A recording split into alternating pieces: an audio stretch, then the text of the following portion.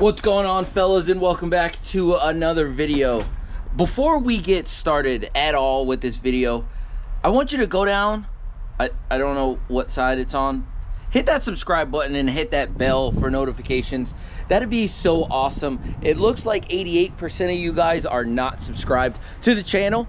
I do appreciate you watching, but you know, to show your boy some love, you can go ahead and hit that subscribe button. But anyway, on to today's video. So it has been a few days since we've actually had the GTR back from the shop. As you know, we did take it to the Vorge Society Slammed at Water Park event, and not for nothing, I probably won't go back.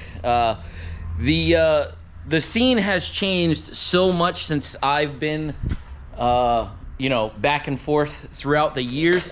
It used to be, you have a nice clean car, and you got something. You won something. People recognized you and this and that. And I took the car out, and I don't know. I got a lot of people looking at the car and such at the GTR, but I didn't even win top 50, and there was probably like 70 cars there. No, I'm just joking. There's probably like 250 cars. Relatively small car show for the venue, but it is what it is. But anyway, talking about the GTR. So the last video that you guys did see before the car show video was it was on the dyno, and something really bad went wrong. So I don't have anything to kind of show you right off the jump. I might just go and see if I can't get you guys video from when we were at the shop of some of the stuff that was wrong. But as you guys know, you guys can't even tell what's going on over here. So I will tell you this right off the bat. I have a great wife, great, fantastic. So the day that we came from the dyno at Sin Garage, nothing going on with Sin. Like, they did what they had to do. Mike was freaking awesome. Didn't have any issues with him.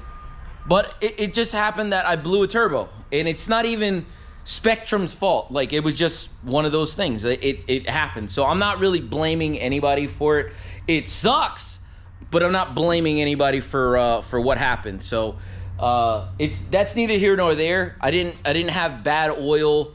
It had coolant running through it, and everything was good. It just happened to just be a random failure.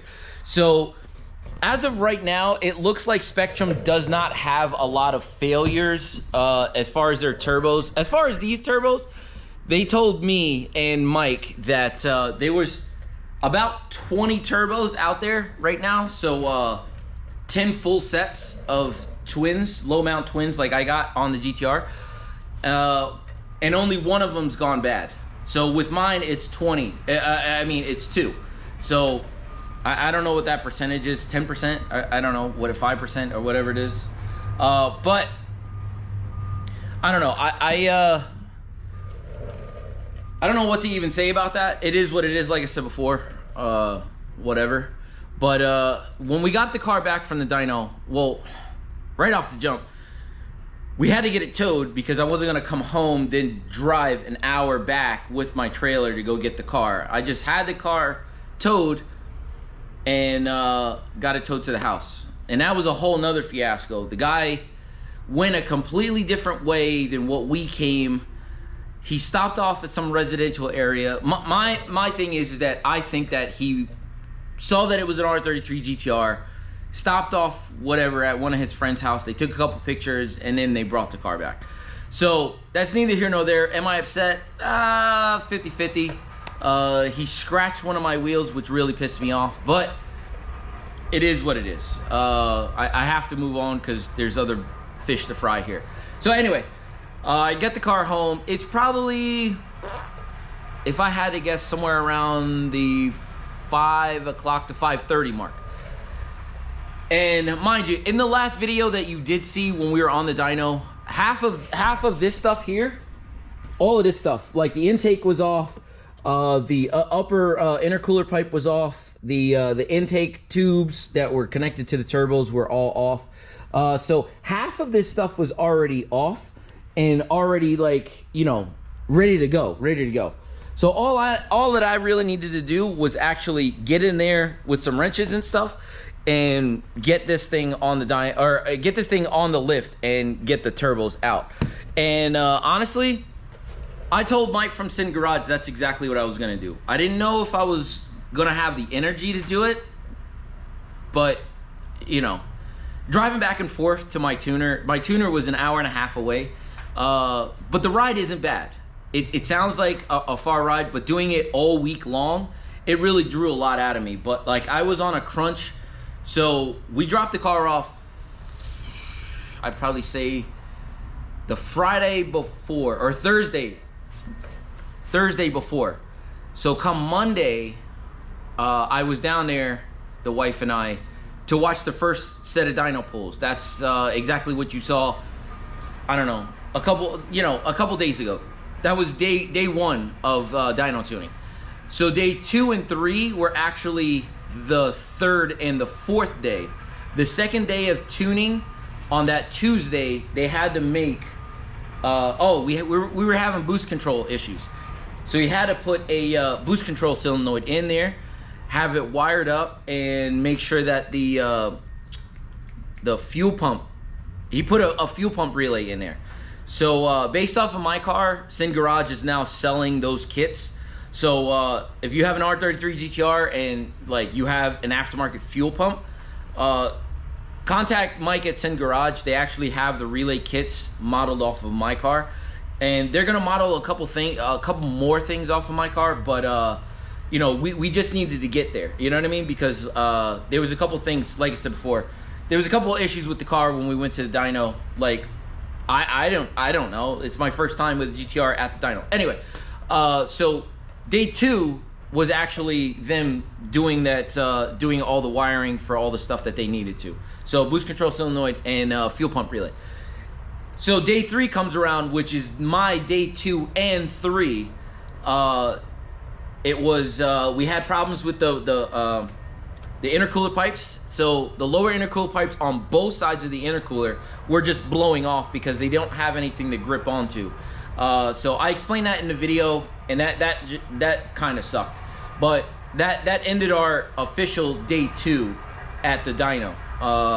So day 3 comes around, and that's where all of this stuff starts. So I tell Mike just to go ahead and start tuning, because like it was going to be a long day on E85.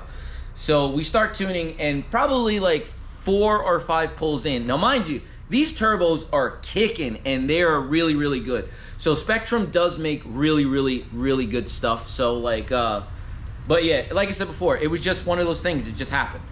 But anyway, we went for our final pass, our final pull, and we heard something. And if you go back to that video, you can hear like something. I thought something was off, but it was I thought it was the dyno, but it was definitely the something going on with the turbos. So we made the pull because we didn't, you know, the AFRs were all straight, like everything was solid. Everything was solid. And then you saw what happened. So when I got home, I got to work on taking all of this stuff apart. So I know this is going to be somewhat of a longer video. I'm trying to make it as condensed down as I possibly can. But I took everything apart here with the help of Wifey. So shout out to Wifey, Danielle. She helped me so much get into all of these different spots. But I will show you, for sure, I will show you guys how to take the stock turbos out or aftermarket turbos out in the car. Because when I first started doing this project, I was like, there's no way I'm gonna do that inside the car. But now that I have a blown turbo in the front, had a blown turbo in the front, I had to rush and I had to get it. So it's really not as difficult as I thought it was. It's a pain, but it's not horrible. It's not horrible. You guys can do it.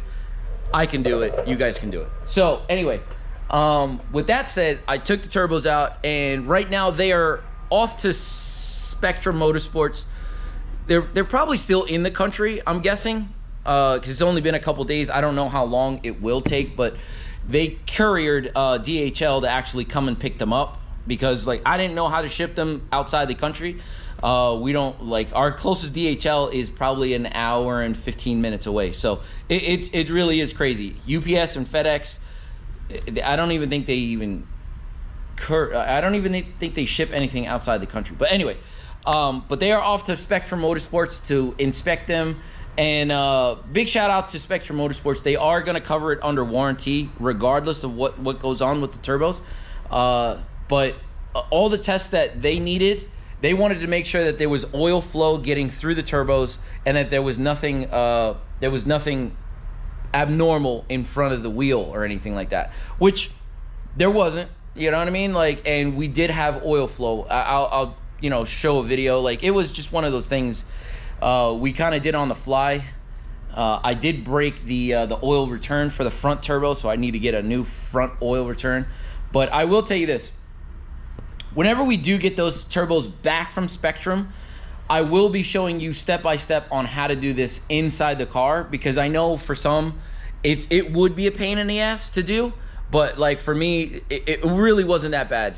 In all total, it took me 4 hours to do them. That's 4 hours out, and like that, I mean, that's 4 hours out and in. For a set of stock low mount twins, I don't think that's horrible. I mean, yeah, it could have been better if I had a big single or something like that, but that's not the look I'm going for. Honestly, like, I really like the way this thing looks. It's not as aggressive as looking at a big snail right up the top. And I know people like to see that, and I like to see that as well. But for this car, I want to keep it the way it is. And which brings me to another discrepancy here. So, I was actually looking when we were on the dyno. I was talking to Mike, and I was looking for anywhere in the 500 mark, and I think that would have been a reasonable, like, it would have been reasonable power numbers for what I had here. You know what I mean? A set of upgraded twins, like, it would have been good. So mind you, I took my car to a different dyno when I first bought the car, and it made 378. So 380 horsepower on what I assume were the stock turbos. I still have no idea. But 380 on stock twins, that's kind of a lot. You know what I mean? So I feel like anywhere in the 450 to 500 on pump would be good, and 500 on E would be fantastic. But anywhere in the 5, I just wanted to see a 5. Like, I didn't care how he did it, but like, I wanted it to be safe, and he exceeded my expectations, I will tell you that. So if you guys did see on the on one of the tuning videos, it made 312 on a Mustang dyno. So I'm not super excited about that number, but he told me on a dyno jet it would be 460. So very good. And then on E, where we stopped at before the turbo blew, it was 460. I think it was 460 on their dyno, which would have been a little over 520 to 530. So honestly, I was happy.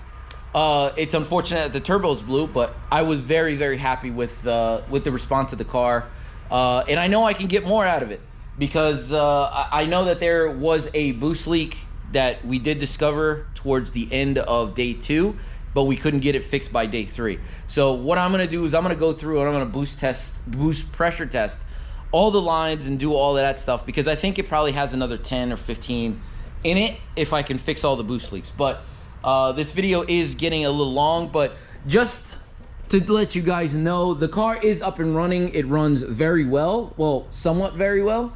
But I won't be driving it until I get the turbos back from Spectrum, and then I will show you guys exactly step by step on what to do whenever you have a set of stock twins.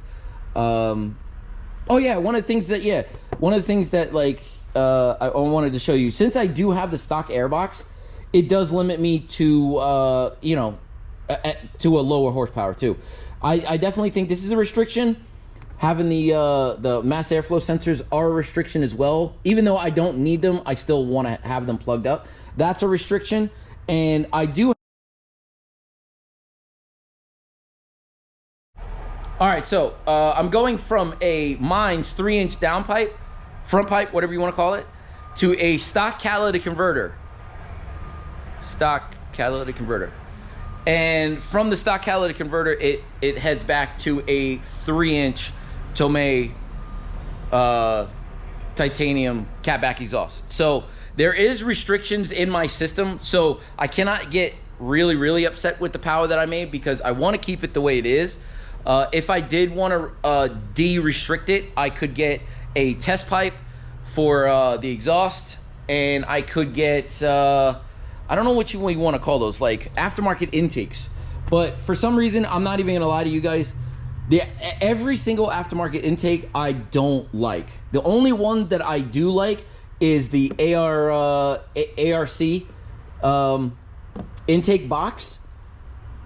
And like I can't even find them around. So if somebody has a ARC box, maybe I might consider buying it. But that's probably the only one that I would probably consider buying. But I don't want aftermarket intakes. I don't like the way they look, and I don't need a test pipe. It's already loud as it is right now, so I don't need any of that stuff. But yeah, this is where I'm gonna leave this video off. We do have so much more. I still do have to install the Hikis Delete. These are my Tomei pipes that I've had just sitting here just because they came off those bigger turbos. And let me tell you something right now. Let me tell you something. The car sounds way more restricted now that I have the stock downpipes or the O2 housings, stock O2 housings back on. It sounds so quiet, and I don't even know, like it's really a big thing. But anyway, that's neither here nor there. Follow me on the journey with the GTR. I still do have some more stuff whenever I get the turbos back. I'm going to put this bad boy in the air, and it's gonna stay there until we get those stock or the upgraded twins back from Spectrum. So hopefully you enjoy the video. Like, comment, subscribe if you are not, and follow me on the journey. We do have more coming soon to the channel. So I will see you guys on the next one. Deuces.